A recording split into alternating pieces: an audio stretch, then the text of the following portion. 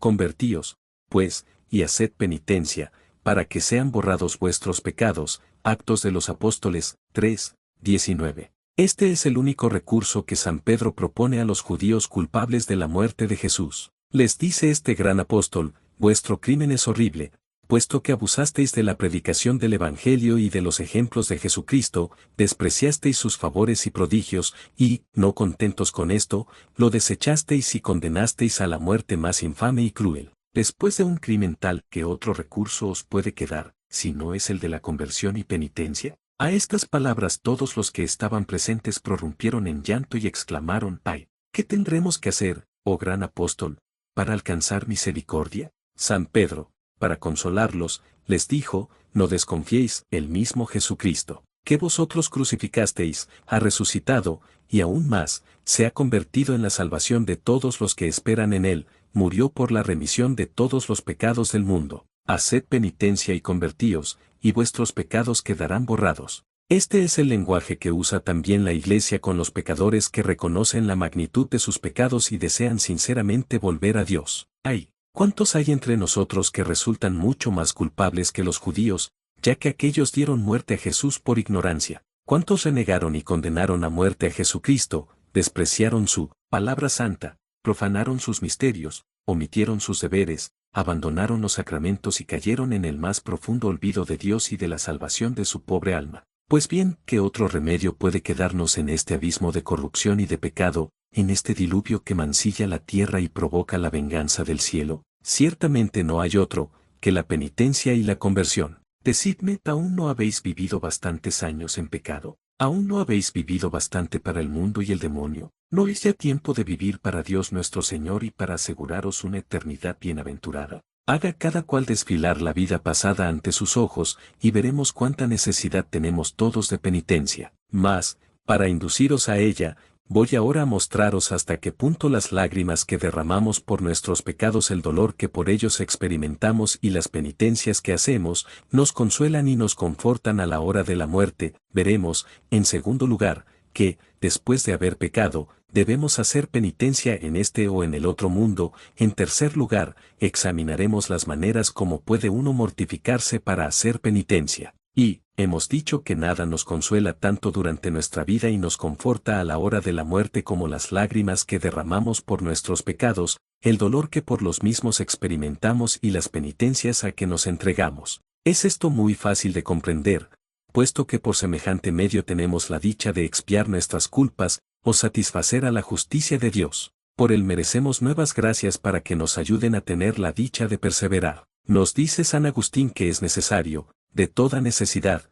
que el pecado sea castigado, o por aquel que lo ha cometido, o por aquel contra el cual se ha cometido. Si no queréis que Dios os castigue, nos dice, castigaos vosotros mismos. Vemos que el mismo Jesucristo, para mostrarnos cuán necesaria nos es la penitencia después del pecado, se coloca al mismo nivel de los pecadores. Marc 2, 16. Nos dice el que, sin el santo bautismo, nadie entrará en el reino de los cielos. Juan 3, 5. Y en otra parte, que si no hacemos penitencia, todos pereceremos. Luc 13, 3. Todo se comprende fácilmente. Desde que el hombre pecó, sus sentidos todos se rebelaron contra la razón. Por consiguiente, si queremos que la carne esté sometida al espíritu y a la razón, es necesario mortificarla. Si queremos que el cuerpo no haga la guerra al alma, es preciso castigarle a él y a todos los sentidos. Si queremos ir a Dios, es necesario mortificar el alma con todas sus potencias. Y si aún queréis convenceros más de la necesidad de la penitencia,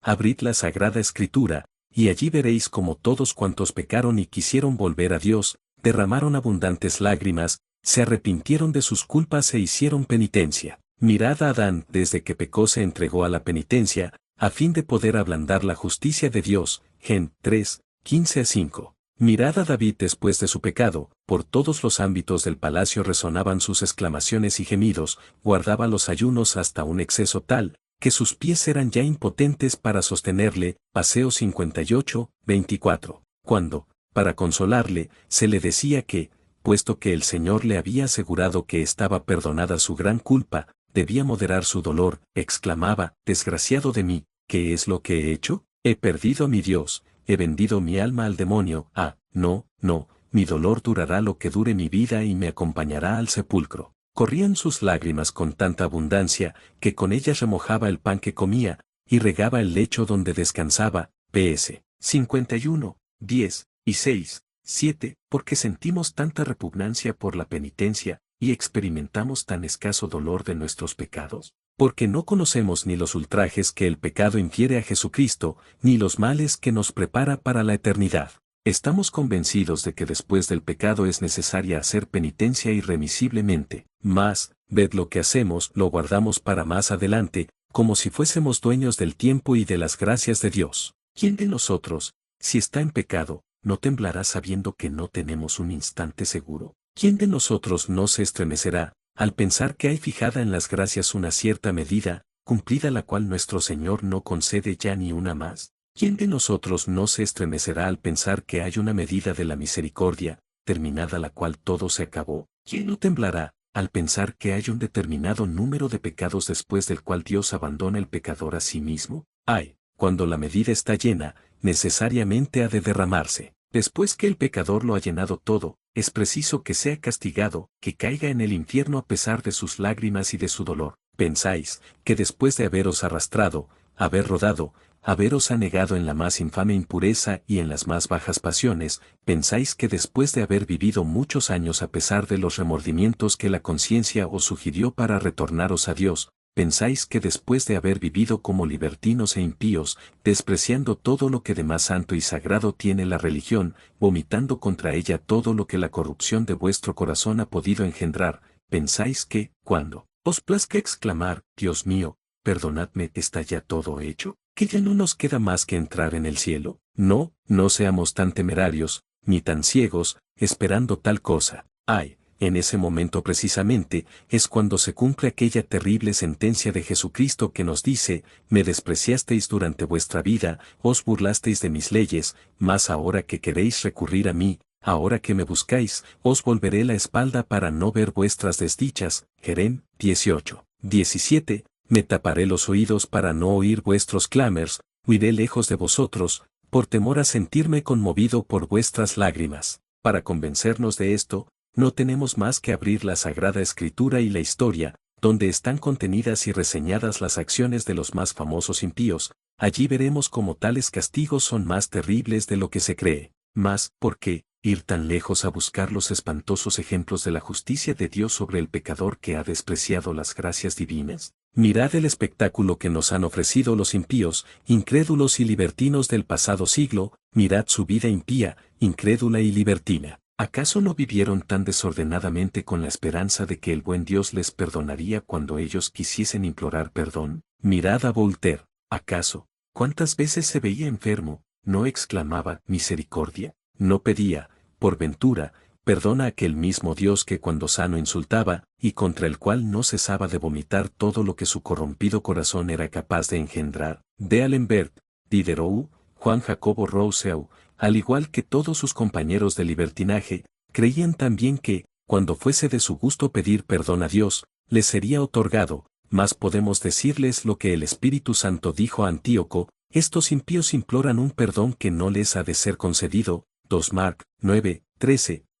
¿Y por qué esos impíos no fueron perdonados a pesar de sus lágrimas? Esto fue porque su dolor no procedía de un verdadero arrepentimiento, ni de pesar por los pecados cometidos, ni del amor de Dios, sino solamente del temor del castigo. Ay, por terribles y espantosas que sean estas amenazas, aún no abren los ojos de los que andan por el mismo camino que aquellos infelices. Ay, cuán ciego y desgraciado es aquel que, siendo impío y pecador, tiene la esperanza de que algún día dejará de serlo. ¿A cuántos el demonio conduce, de esta manera al infierno? Cuando menos lo piensan, reciben el golpe de la justicia de Dios. Mirad a Saúl, él no sabía que, al burlarse de las órdenes que le daba el profeta, ponía el sello a su reprobación y al abandono, que de Dios hubo de sufrir. Un Rec. 15 o 23. Betsy pensaba Amán que, al preparar la jorque para Mardoqueo, él mismo sería suspendido en ella para entregar allí su vida. Est. 7, 9. Mirad al rey Baltasar bebiendo en los vasos sagrados que su padre había robado en Jerusalén,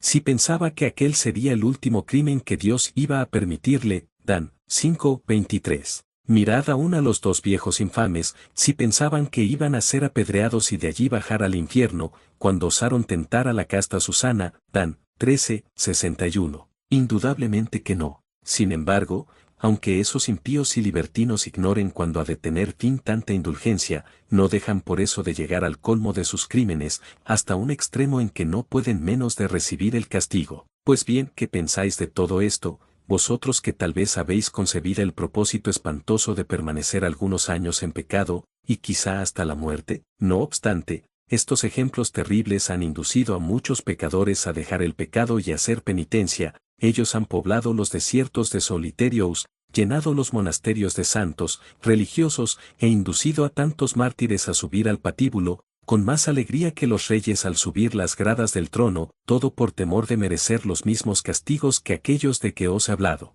Si dudáis de ello, escuchadme un momento, y si vuestro endurecimiento no llegó hasta el punto en que Dios abandona el pecador a sí mismo, los remordimientos de conciencia van a despertarse en vosotros hasta desgarraros el alma. San Juan Clímaco nos refiere, la escala santa, grado quinto, que fue un día a un monasterio. Los religiosos que en él moraban tenían tan fuertemente grabada en su corazón la magnitud de la divina justicia, estaban poseídos de un temor tal de haber llegado al punto en que nuestros pecados agotan la misericordia de Dios, que su vida hubiera sido para vosotros un espectáculo capaz de haceros morir de pavor. Llevaban una vida tan humilde, tan mortificada, tan crucificada, sentían hasta tal punto el peso de sus faltas, eran tan abundantes sus lágrimas y sus clamores tan penetrantes, que, aun teniendo un corazón más duro que la piedra, era imposible impedir que las lágrimas saltasen de los ojos. Con solo cruzar los umbrales del monasterio, nos dice el mismo santo, presencié acciones verdaderamente heroicas.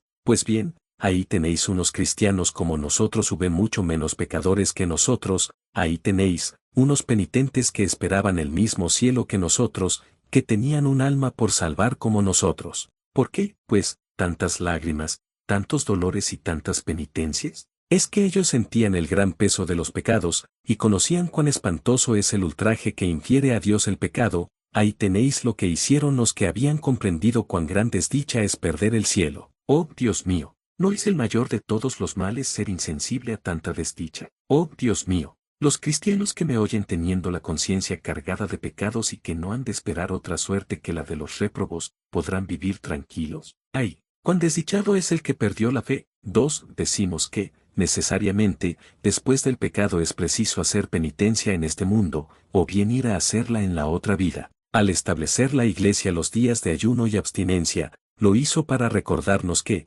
pecadores como somos, debemos hacer penitencia, si queremos que Dios nos perdone, y aún más, podemos decir que el ayuno y la penitencia empezaron con el mundo. Mirad a Adán, ved a Moisés que ayunó 40 días, ved también a Jesucristo, que era la misma santidad, retirarse por espacio de 40 días en un desierto sin comer ni beber, para manifestarnos hasta qué punto nuestra vida debe ser una vida de lágrimas, de mortificación y de penitencia. Desde el momento en que un cristiano abandona las lágrimas, el dolor de sus pecados y la mortificación, podemos decir que de él ha desaparecido la religión. Para conservar en nosotros la fe, es preciso que estemos siempre ocupados en combatir nuestras inclinaciones y en llorar nuestras miserias. Voy a referir un ejemplo que os mostrará cuánta sea la cautela que hemos de poner en no dar a nuestros apetitos cuanta ellos nos piden. Leemos en la historia que había un marido cuya mujer era muy virtuosa, y tenían ambos un hijo cuya conducta en nada desmerecía de la de su madre. Madre e hijo hacían consistir su felicidad en entregarse a la oración y frecuentar los sacramentos.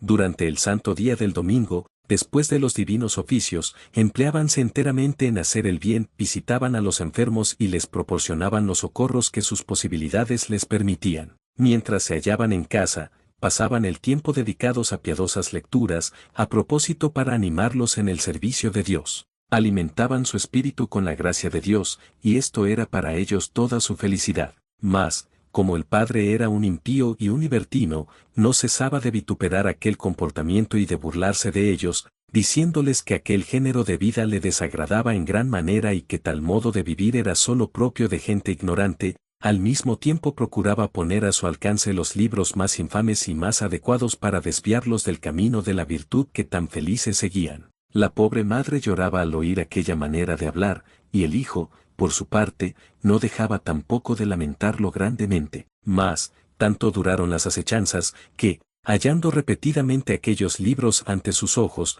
tuvieron la desgraciada curiosidad de mirar lo que ellos contenía. Sin darse cuenta aficionáronse a aquellas lecturas llenas de torpezas contra la religión y las buenas costumbres. Sus pobres corazones, en otros tiempos tan llenos de Dios, pronto se inclinaron hacia el mal, su manera de vivir cambió radicalmente, abandonaron todas sus prácticas, ya no se habló más de ayunos, ni penitencias, ni confesión, ni comunión, hasta el punto de abandonar totalmente sus deberes de cristianos. Al ver aquel cambio quedó el marido muy satisfecho, por considerarlos así inclinados a su parte. Como la madre era joven aún, no pensaba entonces más que engalanarse, en frecuentar los bailes, teatros y cuantos lugares de placer estaban a su alcance. El hijo, por su parte, seguía las huellas de su madre, convirtióse enseguida en un gran libertino, que escandalizó a su país cuanto anteriormente lo había edificado. No pensaba más que en placeres y desórdenes, de manera que madre e hijo gastaban enormemente, no tardó mucho en vacilar su fortuna. El padre, viendo que empezaba a contraer deudas, quiso saber si su códel sería bastante para dejarlos continuar aquel género de vida a que los indujera, mas hubo de quedar fuertemente sorprendido al ver que los bienes ni tan solo podían hacer frente a sus deudas. Entonces apoderóse de él una especie de desesperación, y, un día de madrugada, levantóse y, con toda sangre fría y hasta con premeditación, cargó 3 pistolas, entró en la habitación de su mujer, y levantóle la tapa de los sesos, pasó después al cuarto de su hijo, y descargó contra él el segundo golpe, el tercero fue para sí mismo.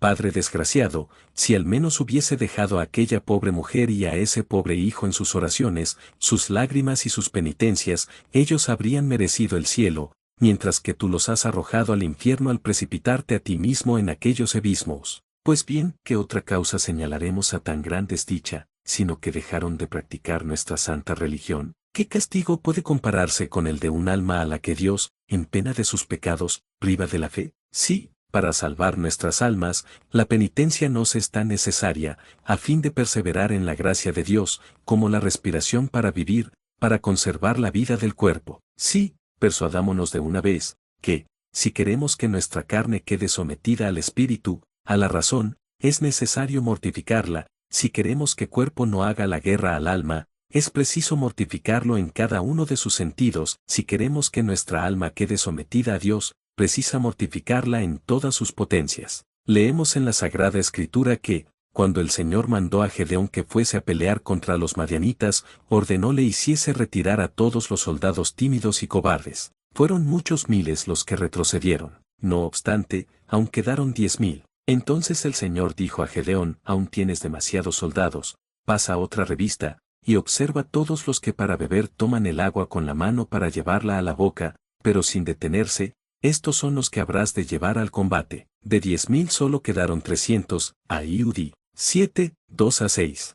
El Espíritu Santo nos presenta este ejemplo para darnos a entender cuán pocas son las personas que practican la mortificación, y por lo tanto, cuán pocas las que se salvarán. Es cierto que no toda la mortificación se reduce a las privaciones en la comida y en la bebida, aunque es muy necesario no conceder a nuestro cuerpo todo lo que Él nos pide, pues nos dice San Pablo: trato yo duramente a mi cuerpo, por temor de que, después de haber predicado a los demás, no caigo yo mismo en reprobación. 1 Sioguar 9, 27. Pero también es muy cierto que aquel que ama los placeres, que busca sus comodidades, que huye las ocasiones de sufrir, que se inquieta, que murmura, que reprende y se impacienta porque la cosa más insignificante no marcha según su voluntad y deseo, el tal, de cristiano solo tiene el nombre, solamente sirve para deshonrar su religión, pues Jesucristo ha dicho: aquel que quiera venir en pos de mí, renúnciese a sí mismo, lleve su cruz todos los días de su vida, y sígame. Luc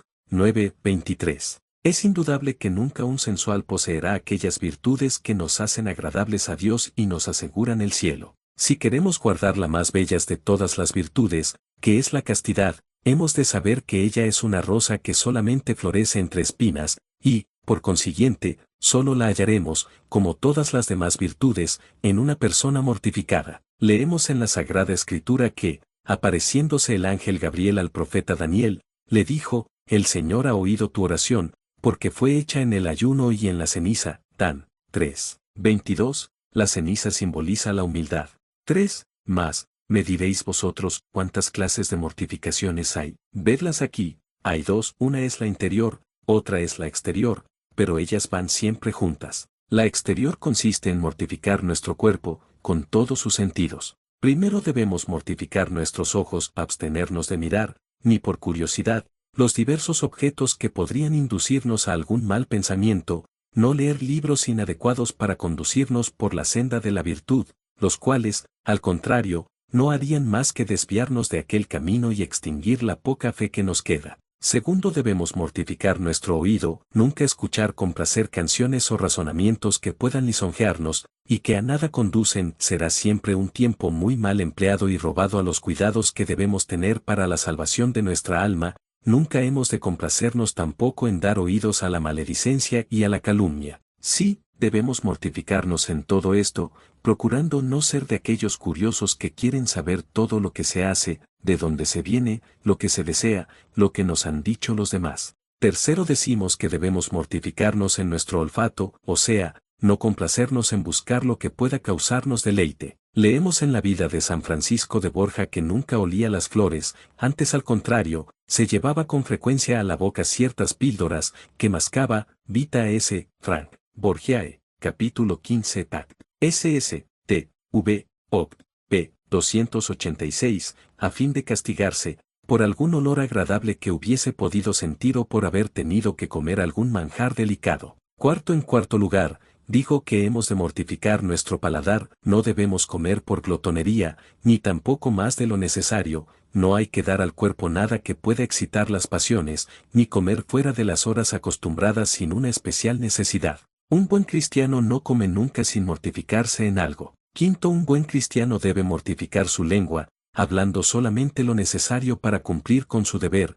para dar gloria a Dios y para el bien del prójimo. Nos dice San Agustín que es perfecto aquel que no peca con la lengua. Esta sentencia la pronunció primeramente el apóstol Santiago: si quis in verbo non offendit, hic perfectus est. Ya así, 3:2, debemos, sobre todo, mortificar nuestra lengua cuando el demonio nos induzca a sostener pláticas pecaminosas, a cantar malas canciones, a la maledicencia y a la calumnia contra el prójimo. Tampoco deberemos soltar juramentos ni palabras groseras. Sexto, digo también que hemos de mortificar nuestro cuerpo no dándole todo el descanso que nos pide. Tal ha sido, en efecto, la conducta de todos los santos. Mortificación interior. Hemos dicho después que debemos practicar la mortificación interior. Mortifiquemos, ante todo, nuestra imaginación. No debe dejársela divagar de un lado a otro, ni entretenerse en cosas inútiles, ni, sobre todo, dejarla que se fije en cosas que podrían conducirla al mal,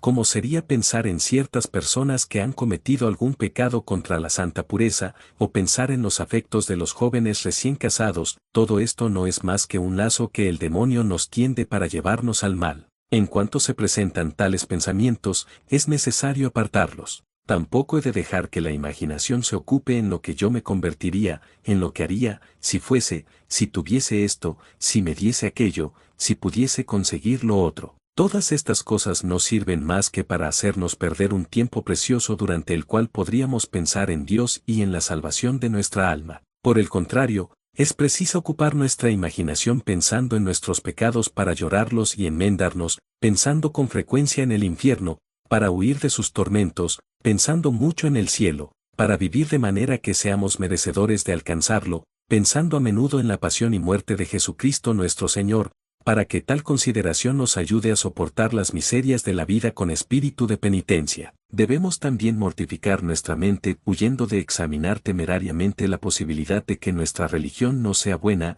no esforzándonos en comprender los misterios, sino solamente discurriendo de la manera más segura acerca de cómo hemos de portarnos para agradar a Dios y salvar el alma. Igualmente hemos de mortificar nuestra voluntad, cediendo siempre al querer de los demás cuando no hay compromisos para nuestra conciencia. Y esta sujeción hemos de tenerla sin mostrar que nos cause enojo. Por el contrario, debemos estar contentos al hallar una ocasión de mortificarnos y poder así expiar los pecados de nuestra voluntad. Ahí tenéis, en general, las pequeñas mortificaciones que a todas horas podemos practicar, a las que podemos aún añadir el soportar los defectos y malas costumbres de aquellos con quienes convivimos. Es muy cierto que las personas que no aspiran más que a procurarse satisfacción en la comida, en la bebida y en los placeres todos que su cuerpo y su espíritu puedan desear, jamás agradarán a Dios, puesto que nuestra vida debe ser una imitación de Jesucristo. Yo os pregunto ahora, ¿qué semejanza podremos hallar entre la vida de un borracho y la de Jesucristo,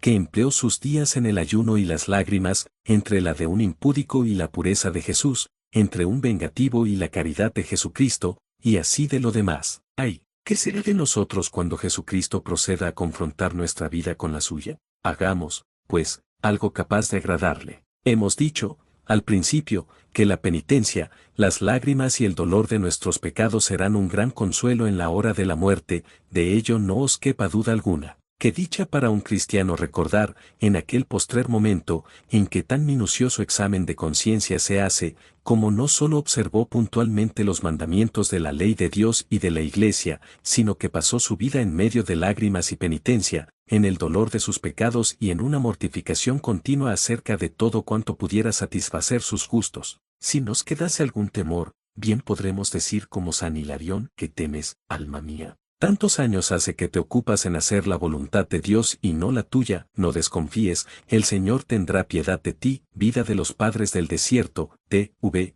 p. 208. Para que mejor lo comprendáis, voy a citaros un hermoso ejemplo. Nos cuenta San Juan Climeco, la Escala Santa, que cierto joven concibió un gran deseo de emplear su vida haciendo penitencia y preparándose para la muerte, no puso límites a sus mortificaciones. Cuando llegó la muerte, hizo llamar a su superior y le dijo: Padre mío, qué consuelo para mí. Oh, cuán dichoso me siento de haber vivido en medio de las lágrimas, del dolor de mis pecados y de la penitencia. Dios, que es tan bueno, me ha prometido el cielo. Adiós, Padre mío, voy a unirme a mi Dios, cuya vida he procurado imitar cuanto me ha sido posible. Adiós, Padre mío, os doy gracias por haberme animado a seguir este dichoso camino. Qué dicha para nosotros, en aquellos momentos, será el haber vivido para Dios, el haber temido y huido el pecado, el habernos abstenido no solamente de los placeres malos y prohibidos, sino también de los inocentes y permitidos, el haber recibido frecuente y dignamente los sacramentos, en los que tantas gracias y fuerzas habremos hallado para combatir al demonio, al mundo y a nuestras pasiones. Pero, decidme, ¿qué puede esperar,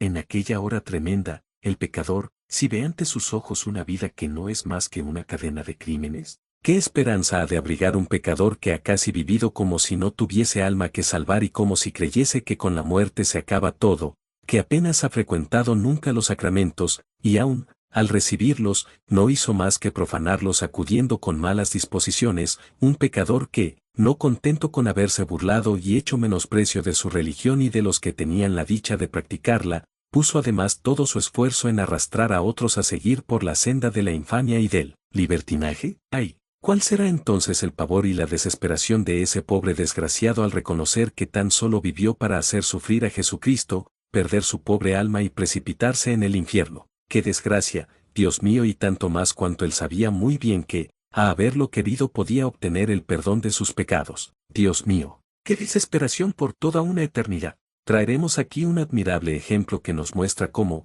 si nos condenamos, será ciertamente porque no habremos querido salvarnos. Se refiere en la historia, Vida de los Padres, TU1, capítulo 15, San Pafnucio, que Santa Taís había sido en su juventud una de las más famosas cortesanas que ha habido en el mundo, sin embargo, era cristiana. Precipitóse en todo lo que su corazón, que era todo el una hoguera de fuego impuro, pudo desear, profanó en la disolución todo lo que, en cuanto a gracias y belleza, le concediera el cielo, hasta su propia madre fue un instrumento de que se valió el infierno para sumergirla con el más espantoso furor en tantas obscenidades, haciendo que empleara su miserable juventud abandonada a los desórdenes más infames y deshonrosos para una persona de su calidad. De sus admiradores, unos se arruinaban para ofrecerle regalos, muchos se suicidaban por no haber podido poseerla solos. En fin, los desórdenes de aquella comedianta eran el escándalo de todo el país y un motivo de aflicción para los buenos. Dejo,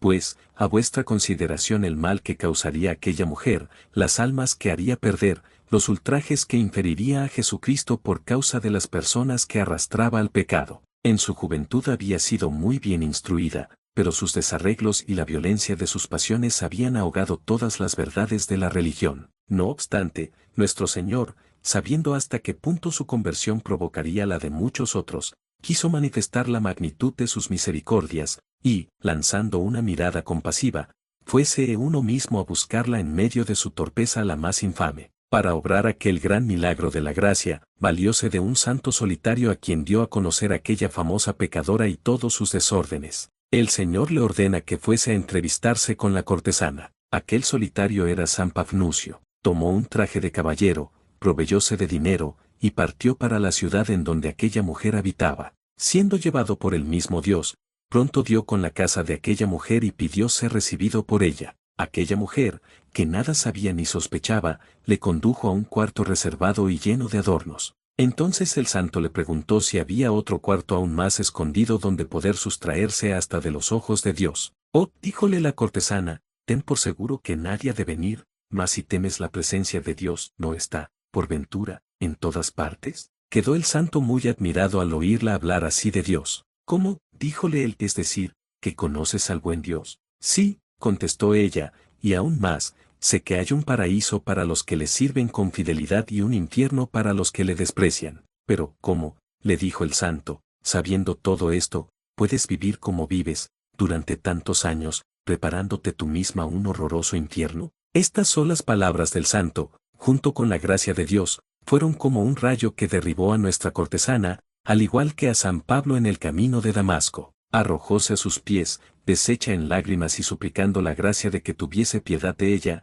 e implorase la misericordia del Señor. Estuvo enteramente dispuesta a hacer todo cuanto él quisiese, a fin de intentar el divino perdón. No le pidió más que 3 horas de plazo para poner en orden sus negocios, y al momento estaría ella en el lugar que le indicase. Habiéndole el santo concedido el plazo pedido, congregó ella a cuantos libertinos le fue posible, de los que con ella se habían abandonado al pecado, y los llevó a la plaza pública. Allí, en presencia de todos, se despojó de sus galas, ordenó fuesen llevados allí los muebles que había comprado con el dinero de sus infamias, hizo de ellos un montón y le pegó fuego, sin decir nada ni dar explicación alguna de por qué obraba así. Después de esto, abandonó la plaza pública para ponerse a disposición del santo, quien la condujo a un monasterio de recogidas. La encerró en una celda cuya puerta selló él mismo, y rogó a una religiosa que le llevase algunos mendrugos de pan y un poco de agua. Thais preguntó al santo qué oración debía hacer en su retiro para mover el corazón de Dios.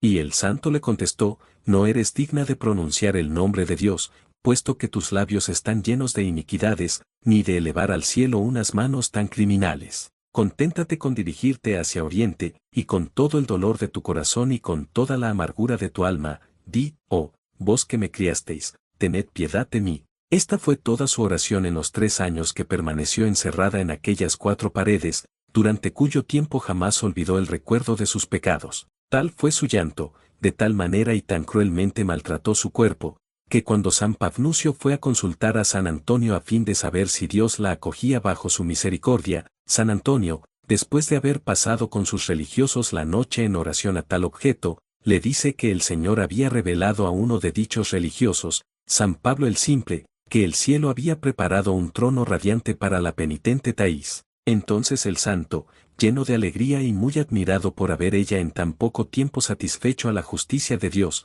fuese a su encuentro para comunicarle que sus pecados estaban perdonados y que debía salir de aquella celda. El santo le pregunta, ¿qué era lo que había hecho durante aquellos 3 años? Y ella le respondió, Padre mío, puse mis pecados ante mis ojos como en un montón, y no cesé de llorarlos y de pedir misericordia. Precisamente por esto, díjole San Pafnucio, y no por las demás penitencias, has cautivado el corazón de Dios. Habiendo abandonado aquella celda para dirigirse a un monasterio, sobrevivió solamente 15 días, después de los cuales voló al cielo a cantar las grandeces de la misericordia de Dios. Este ejemplo nos muestra, con cuánta facilidad, y sin hacer ninguna de aquellas grandes penitencias, ganaríamos, si quisiésemos, el corazón de Dios. ¿Cuántos remordimientos nos atormentarán por toda una eternidad, por haber rehusado hacernos la menor violencia a fin de dejar el pecado? Día vendrá en que veremos cómo hubiéramos podido satisfacer a la justicia de Dios, solo con las pequeñas molestias de la vida que necesariamente hemos de sufrir en el estado en que Dios se ha servido colocarnos, si hubiésemos acertado a unir a ellas algunas lágrimas y un sincero dolor de nuestros pecados. ¿Cuánto nos pesará haber vivido y muerto en pecado, al ver que Jesucristo padeció tanto por nosotros y que su deseo hubiera sido el perdonarnos con solo haber implorado nosotros de él esta gracia? Dios mío, cuán ciego y desgraciado es el pecador. Tenemos la penitencia. Ved, empero, cómo eran tratados los pecadores en los primeros tiempos de la Iglesia. Los que querían reconciliarse con Dios se presentaban, el miércoles de ceniza, en la puerta del templo, con vestiduras sucias y rasgadas. Después de haber entrado en la iglesia, se les cubría la cabeza de ceniza y se les entregaba un cilicio para que lo llevasen durante todo el tiempo de la penitencia. Luego se les mandaba que se postrasen en la tierra, mientras se cantaban los 7 salmos penitenciales para implorar sobre ellos la misericordia de Dios. Seguidamente se les dirigía una exhortación para inducirlos a practicar la penitencia con el mayor celo posible, esperando que así tal vez nuestro Señor sería movido a perdonarlos. Después de todo esto, se les advertía que se les iba a arrojar del templo con cierta violencia, a la manera como Dios arrojó a Adán del paraíso después de haber pecado. Apenas tenían tiempo de salir cuando se cerraba tras ellos la puerta del templo. Y si deseáis saber cómo pasaban aquel tiempo y cuánto duraba aquella penitencia, vedlo aquí. Primeramente, quedaban obligados a vivir en el retiro o bien emplearse en los más duros trabajos, según el número y gravedad de sus pecados. Se les asignaban determinados días de la semana en los cuales debían ayunar a pan y agua, durante la noche y postrados en tierra, tenían largas horas de oración, dormían sobre duras tablas, por la noche se levantaban varias veces a llorar sus pecados. Se les hacía pasar por diferentes grados de penitencia. Los domingos, se presentaban a las puertas del templo ciñendo el cilicio, con la cabeza cubierta de ceniza, permaneciendo fuera, expuestos a la intemperie, se postraban ante los fieles que entraban en la iglesia, y, con lágrimas, imploraban a rogar por ellos. Pasado algún tiempo, se les permitía acudir a escuchar la palabra de Dios, mas, en cuanto había terminado el sermón, se les arrojaba del templo. Muchos, solamente a la hora de la muerte, eran admitidos a recibir la gracia de la absolución, y aún miraban esto como una muy apreciable gracia que la iglesia les hacía después de haber pasado 10, 20 años o a veces más, en las lágrimas y la penitencia. Así es como se portaba la iglesia, en otro tiempo, con aquellos pecadores que querían convertirse de veras. Si deseáis ahora saber quiénes se sometían a tales penitencias, os diré que todos, desde los humildes pastores hasta el emperador. Si me pedís un ejemplo, aquí tenéis uno en la persona del emperador Teodosio. Habiendo pecado aquel príncipe, más por sorpresa que por malicia, San Ambrosio le escribió diciéndole: esta noche he tenido una visión en la que Dios me ha hecho ver a vuestra persona encaminándose al templo, y me ha ordenado que os prohibiese la entrada. Al leer aquella carta, el emperador lloró amargamente. Sin embargo, fue a postrarse ante las puertas del templo como de ordinario, con la esperanza de que sus lágrimas y su arrepentimiento moverían al santo obispo. San Ambrosio, al verle venir, le dijo: deteneos, emperador, sois indigno de entrar en la casa del Señor. Respondióle el emperador: es verdad, mas también pecó David, y el Señor le perdonó. Pues bien, le dijo San Ambrosio, ya que le habéis imitado en la culpa, seguidle en la penitencia. A estas palabras, el emperador, sin replicar más, se retiró a su palacio, dejó sus ornamentos imperiales, se postró con la faz en tierra, y se abandonó a todo el dolor de que su corazón era capaz. Permaneció 8 meses sin poner los pies en el templo. Al ver que sus criados se dirigían a la iglesia en tanto que él se hallaba privado de concurrir allí, se le oía dar unos clamores capaces de mover los corazones más endurecidos.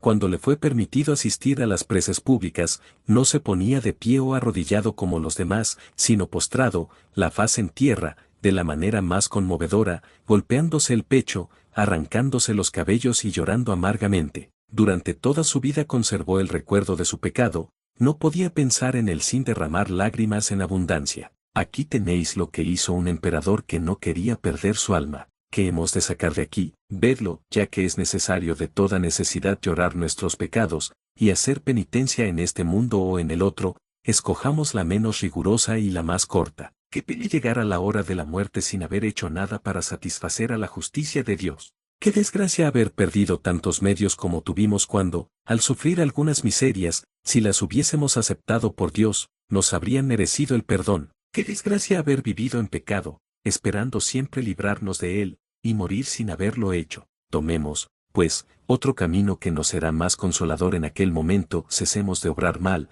comencemos a llorar nuestros pecados, y suframos todo aquello que el buen Dios tenga a bien enviarnos. Que nuestra vida sea una vida de arrepentimiento por nuestros pecados y de amor a Dios, a fin de que tengamos la dicha de ir a unirnos a Él por toda una eternidad.